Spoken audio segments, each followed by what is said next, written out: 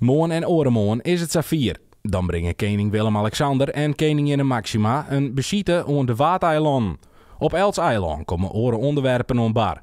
Op het Ameland, dat het koninklijk peer Waasje is, gaat het over de volgende thema's. We gaan het hebben over de bereikbaarheid van Ameland. Dat is cruciaal voor ons eiland.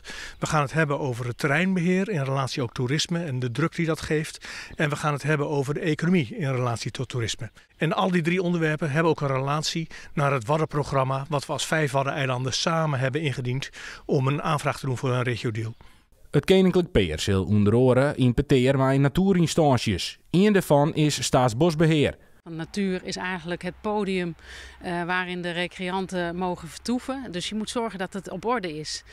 En het is zo dat de recreatie af en toe best wel steeds meer wil. Ze willen overal fietsen, ze willen overal lopen, mountainbiken. Je moet een soort balans zien te houden. En wat vinden de Amelanders eens van de hege visite? Ontzettend leuk dat ze komen en dat ze de moeite doen om helemaal naar Ameland toe te gaan. Dus dat vinden we heel erg leuk. Ja, op zich vind ik het prima.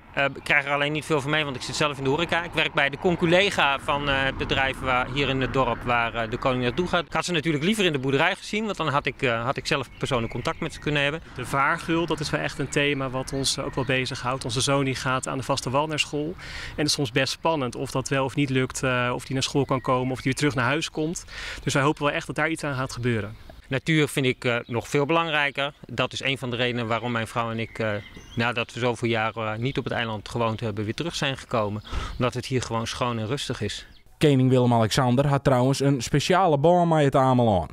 Hij had namelijk de titel Erf- en Vrijheer van Ameland. Ja, dat is een bijzondere titel die de koning heeft. En dat heeft te maken met de historie toen Ameland nog privé-eigendom was. In die tijd is het onderdeel geworden ook van het Oranjehuis. En heeft de koning deze titel gekregen.